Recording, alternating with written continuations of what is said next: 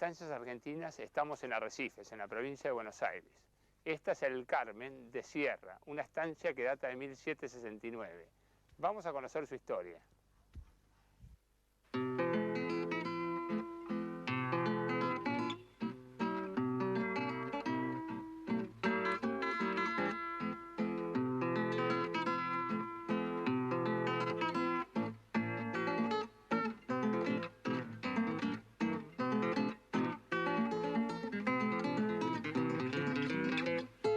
De memoria la huella, palo de almada, ya conoce mi zaino de sobrepaso, porque yo ando por una que a tiro el lazo se ponía aunque nunca le decía nada.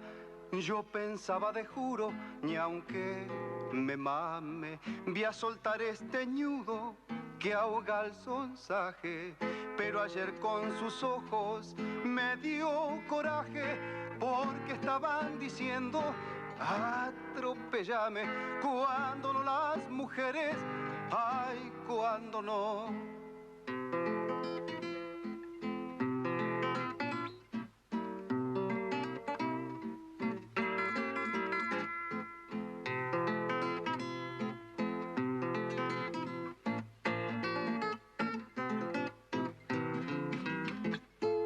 Estábamos solitos en la tranquera, ella haciendo moñitos, yo pensativo, demorando a traguitos el del estribo, pa' que al darle las gracias no se me fuera de repente de golpe sin atorarme, reempujando temores con un esfuerzo. Me le dije de un viaje 14 versos que aprendí de un librito para declararme, cuando no con versitos, ay, cuando no. ¿En qué año arranca el Carmen de Sierra? O sea, era de los Sierra originalmente. Era originariamente de los Sierra desde el año 1769. ¿Cuántas hectáreas eran? Y mira, eran alrededor de 133.000, porque el título original dice que tenía 5 leguas sobre la margen izquierda del río de los Arrecifes, o sea, 25 kilómetros.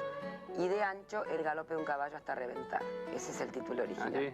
Había que meterle. Había que tener un buen caballo. Sí. ¿Y el río Arrecife se llama así por...? Mira, creo que un adelantado que venía de Buenos Aires, explorando un poco, vio que tenía rocas que sobresalían del agua, entonces le puso, dijo, hay arrecifes, y le quedó Río de los Arrecifes. Y después el pueblo se llamó San José de los Arrecifes hasta el día de hoy. El campo después, el primer Sierra era Francisco. El primer Sierra fue Francisco, que compró aquí, y era ya un hombre grande. Tenía 2 hijos, Diego y Enrique. Y bueno, nosotros descendemos de Diego. Llega la época de Rosas y ¿qué pasa acá? Bueno, ellos eran, Diego Sierra era unitario. Por sus ideas, su cultura y demás, no compartía la ideología de Rosas. Entonces, ellos ayudaron a Lavalle cuando desembarcó aquí en San Pedro, junto con otros unitarios de la zona, los Lynch, los Cané, los Achával, muchos eran. Casi todos los dueños de campo eran todos unitarios. Sí, hay un libro que recuperaron ustedes en la Intendencia donde figuran todos esos apellidos como que fueron expropiados sus tierras, ¿no? Claro, es un libro de entrada de los remates, de los bienes, de los salvajes unitarios hecho por Rosas, y figuran todos esos, y mi abuelo lo rescató de una quema que estaban haciendo de libros viejos en la Intendencia, y él era intendente, y bueno, el único que pudo rescatar fue ese. Sí, hay interesante un sellito que dice Viva la Santa Federación.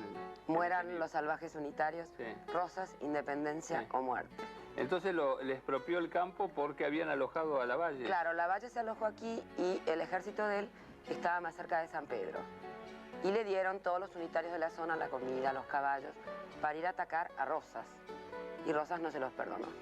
Y en poco tiempo tuvimos aquí en el patio de esta estancia el degüello de Diego Sierra, manos de Julián Salomón, uno de las mazorcas de ¿Acá Rosas. mismo? Acá mismo, enfrente de toda la familia. Ah, sí. Y después, eso en esa época eran 34.000 hectáreas. Más o menos, ya se había dividido mucho el campo. Y gracias a que cuando se va a Rosas, una sierra estaba casado con Dalmacio Vélez Arfield. Sí, correcto. Ahí recuperan. Y también le expropiaron a él, al Dalmacio Vélez Arfield. En el libro pone al salvaje unitario Dalmacio Vélez. Ajá, sí. Después te lo voy a mostrar si querés. Y bueno, él se ocupa de recuperar el campo para los sierras. Pero recupera todo pelado, no tenía más haciendas, no tenía más muebles, no tenía más nada. Hasta los marcos de las puertas los habían usado para hacer asados. Así que eran esqueletos totalmente vacíos. Sí. Y ahí hubo que empezar a hacer todo de vuelta, ¿no? De tardecita llegué al boliche de pasada, forastero en esas copas, con sed de mucha distancia. En eso de entraste usted y fue una suerte clavada, y me atoró con ginebra el otro lado de la taba. Teniendo casa y cueva, déjelo, no más que llueva. Teniendo casa y cueva, déjelo, déjelo, no más.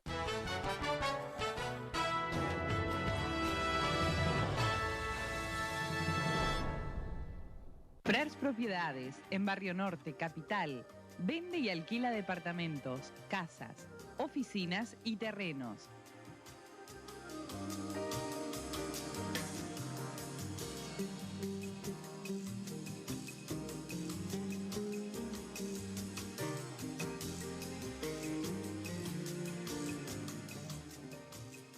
Frers Propiedades, Quintana, esquina Parera. Teléfono 4813-4330. Todos los días, las noticias de la jornada te la cuentan los especialistas en Canal Rural, con el análisis que vos esperás de todos los temas que más te interesan. Reviví las 24 horas los noticieros de Canal Rural en elrural.com y encontrá todas las notas e informes en un mismo lugar. Viví el campo. Visita elrural.com.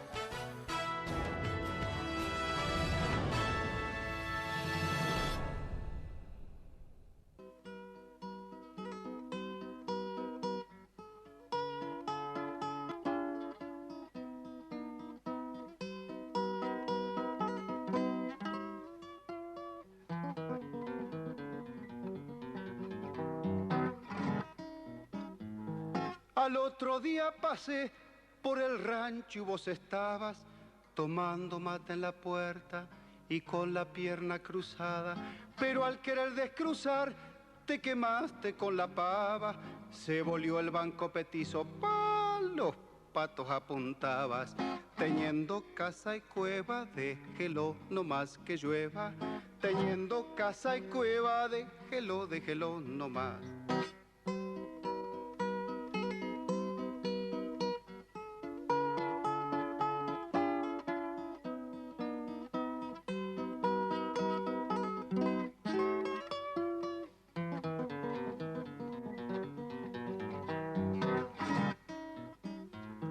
El anzuelo preparé, me sirvió como carnada, carreras en el capricho, perdió el alazán de canga. Cuánta ternura picó que un paréntesis de caña abrió y cerró en el reflejo la mojarrita del alma. Teniendo casa y cueva, déjelo, no más que llueva. Teniendo casa y cueva, déjelo, déjelo, no más.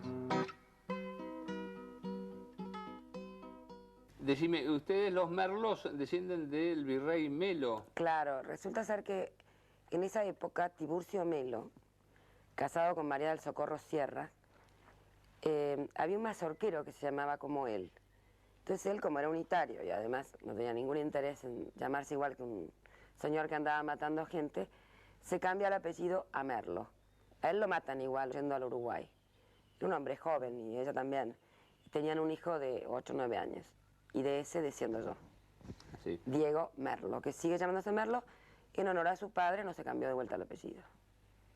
Diego Merlo es el que importa uno de los primeros molinos, que es el que vemos acá con la rueda de madera. Sí. En 1800, tenés una factura en 1890 y algo. Tengo una factura. Interesante. Marca Dandy. Marca Dandy. Importado por Lanús. Sí. Y unos carruajes también. Él compró todos los carruajes en los cuales mi padre, que era un hombre grande, se casó muy grande, y hasta los 10 años vino en una volanta que tenemos allí, Ajá. que después te la puedo mostrar, y hasta los 10 años de él vino en esa volanta. Papi nació en 1898. Ah, sí. O sea, hasta 1910, más o menos venían en eso, tardaban 2 días, y por supuesto la ruta 8 no existía. Y no había puentes. O sea, ¿Desde dónde? Desde Buenos Aires. Desde Buenos Aires 2 días para llegar acá. Y se tarda 1 hora y media hoy en día. Claro. Pero ¿qué pasaba? No había puentes. Entonces, si había llovido, los ríos estaban muy crecidos. Tenían que esperar que el agua bajara porque no podían pasar. Sí. Y tenés distintas construcciones de distintas épocas. Sí. Una, la primera, que es 1700... Es anterior a 1769. Sí. Y después, bueno, se fueron incorporando diferentes como habitaciones y después lo unieron todo y es la casa actual. Ajá. Pero tienen como una defensa contra el indio, ¿no? Claro. Con el altillo, con el mirador y las... Bueno, lo del altillo era anterior a 1769. Era una casa de paredes muy anchas, tiene 65 centímetros, hecha en adobe, crudo y con techo de palma. Y arriba había un altillo, cuando veían que se les ponía muy feo abajo, se metían arriba. Y tenían un pozo para sacar agua y, bueno, comida, que tendrían charque, alguna cosa seca. Pero después hicieron esta casa con este perímetro todo de rejas y las veredas que existen ahora eran fosos. Entonces se metían ahí a luchar abajo para que los indios no los vieran mucho. Sí. Entonces cuando veían desde el mirador, que ya estaba construido, un polvareda lejos o algo, inmediatamente encerraban ganado adentro de este cuadrado, que tenían agua y tenían comida, y bueno, y ahí se disponían a pelear contra ellos, ¿no? Ajá. Y a las mujeres las escondían en los túneles, porque si los indios veían una mujer, querían raptarse la mujer y no paraban de atacar nunca. Sí. Entonces las mujeres vivían en los túneles mientras duraba el ataque de los indios. Corajudas las mujeres, ¿eh? En esa época. Yo ya lo creo. Sí.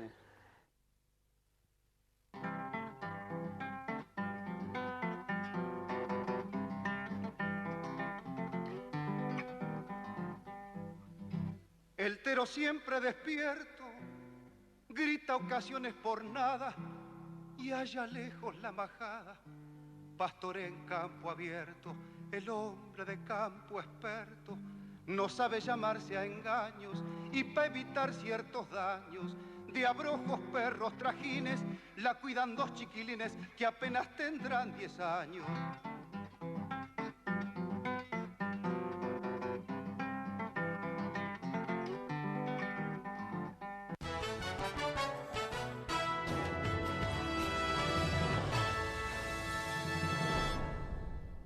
Frers Propiedades, en Barrio Norte, Capital. Vende y alquila departamentos, casas, oficinas y terrenos.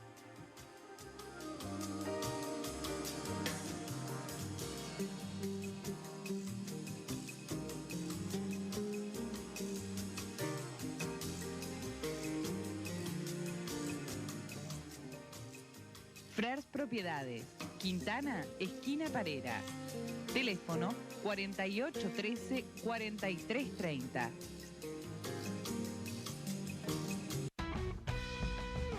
Ve a Agroactiva 2013 por Canal Rural. Lo acontecido en la mega muestra, revívalo en los especiales de Canal Rural. Este domingo 23 y el domingo 30 a las 11. Agroactiva 2013 en Canal Rural.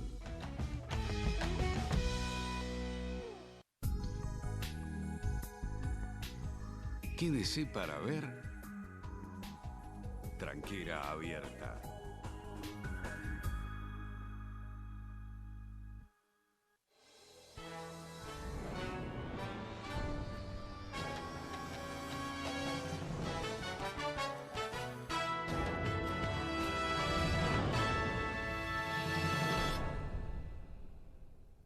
Van dejando que se extienda porque saben que la hacienda obedece a sus manejos, pese a su edad son parejos, pa'l puesto que desempeñan, y tan juiciosos se empeñan los pollos con púas de gallo, que aprenderán de a caballo lo que los libros no enseñan.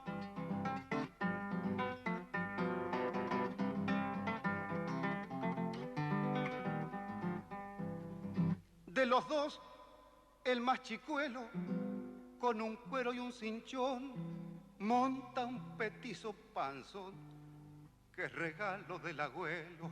El otro en un zaino en pelo, bien montado se considera, y con ropita campera, por coincidencias muy gratas, andan los dos de alpargatas con el dedo grande afuera.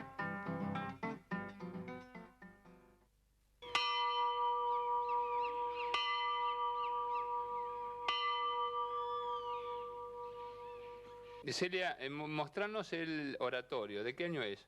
Bueno, este oratorio, exactamente no sé bien el año. El permiso original para decir misa era de 1785. Ahora, este oratorio no es el original de la casa, que era de adobe. Y cuando Rosas confisca esto, que lo tiene 12 años, confiscado, el oratorio de adobe se vino abajo. Y no estaba en esta esquina del patio tampoco, estaba en otro lugar. Así que este no es el original tan viejo. Esto lo hicieron más o menos en el año 1880, una cosa así. ¿El altar de esa época? No, tampoco, porque también se remató. Ah, sí. Lo que es de esa época, que pudieron salvar unos vecinos, es la imagen de la Virgen y un Cristo que hay hecho en madera por los indios conversos de esa época que trabajaban aquí. Que ahora te lo puedo mostrar si querés. ¿Qué es un clavicordio?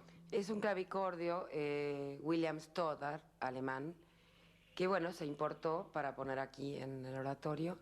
¿Era igual al de quién? Al de Mariquita Sánchez de Thompson, exactamente igual, el mismo modelo, todo. Y bueno, se tocaba acá para dar misas y eso, música en el clavicordio. ¿Esta es la Virgen que estuvo enterrada? Sí, esta es la que estuvo enterrada, que la salvaron unos vecinos cuando vino acá la expropiación de Rosas.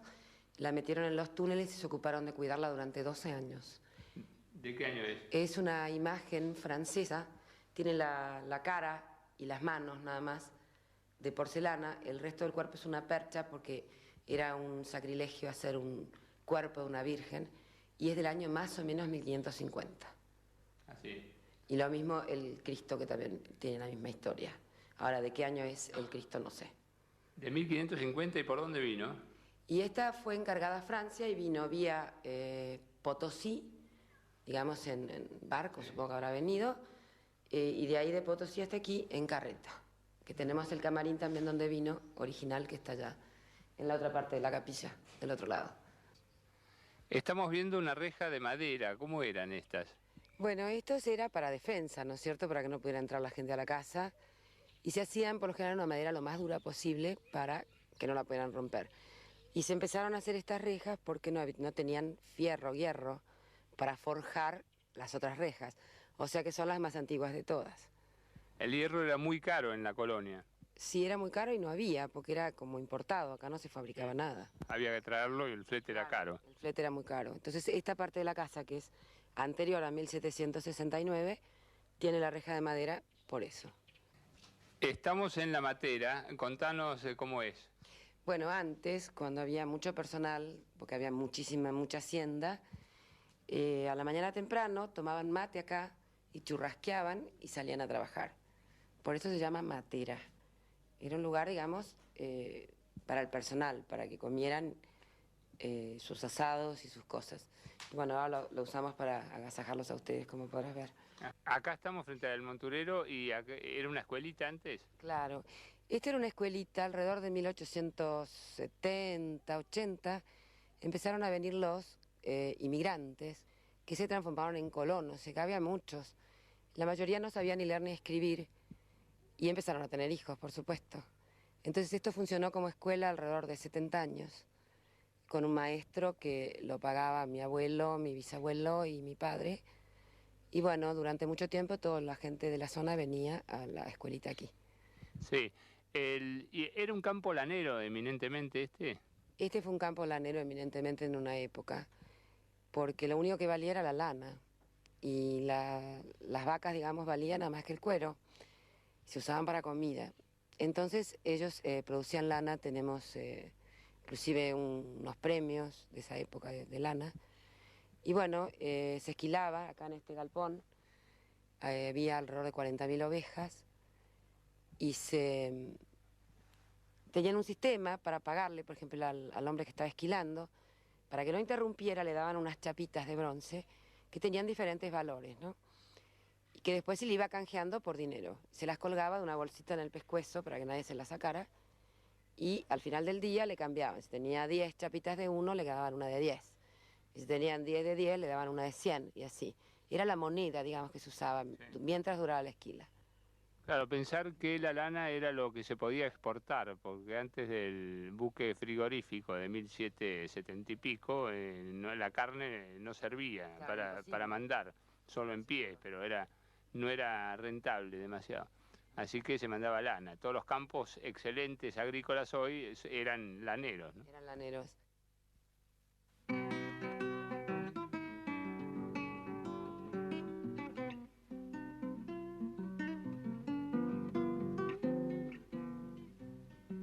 Recordamos cuando niños el patrón de la vereda y la mancha venenosa, el rango y la rayuela, el vigilante ladrón, el ainente y las estatuas y las dulces escondidas con mi niña enamorada. Martín Pescador me dejará pasar, pasará, pasará.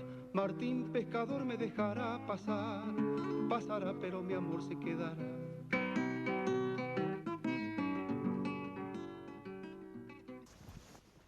Hemos llegado al fin de la visita al Carmen de Sierra. He sido muy bien atendido, como siempre, atiende a sus visitantes, Celia, así que muchas gracias y a ustedes hasta la semana que viene en Estancias Argentinas.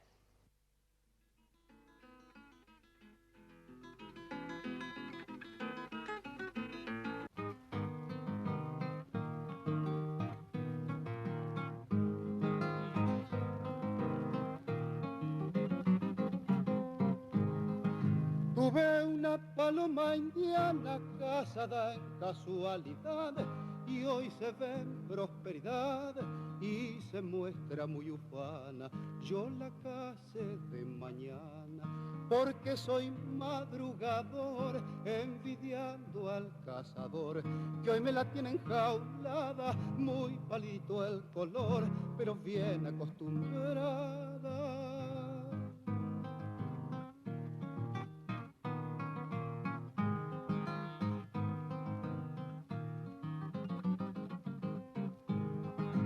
Esta palomaca se estando durmiendo en su nido y como no fui sentido, con mucha ansia la tomé. Una vez que ella vio que de mí estaba prisionera, me pidió que la quisiera. Al verme tan atrevido, no creíba la sorprendiera, estando durmiendo en su nido.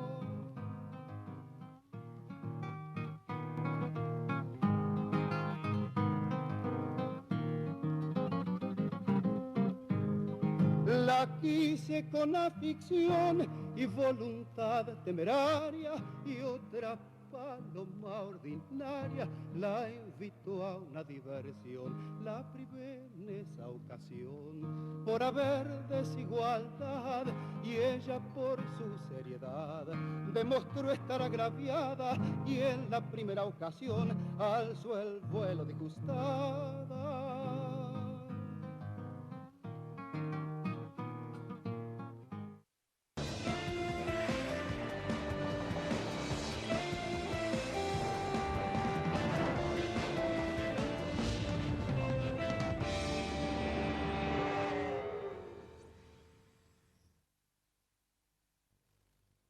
Apreciación tanto a nivel personal como de toda la cadena de comercialización, de grandes cadenas de supermercados, como también los puntos de venta de proximidad, sobre todo los puntos de venta de proximidad, almacenes barriales, autoservicios, supermercados chinos, despensas y muchos puntos de venta del interior, lógicamente es de repudio, ¿no? Entendemos que él se refería más que nada, en principio está en campaña política y entendemos que en el fragor de la campaña él es político, desconoce bastante del sector, no sé si de su sector tiene conocimientos acabados o no, pues la verdad que no voy a juzgar su desempeño, pero realmente fue de repudio de todos nosotros, ¿no? Eso por un lado. Por otro lado, si se refería a las grandes cadenas de supermercados, bueno, creo que hay formas de decirlo y de expresarse que no es esa precisamente, y de hecho él responsabiliza también a mucha gente de que puntualmente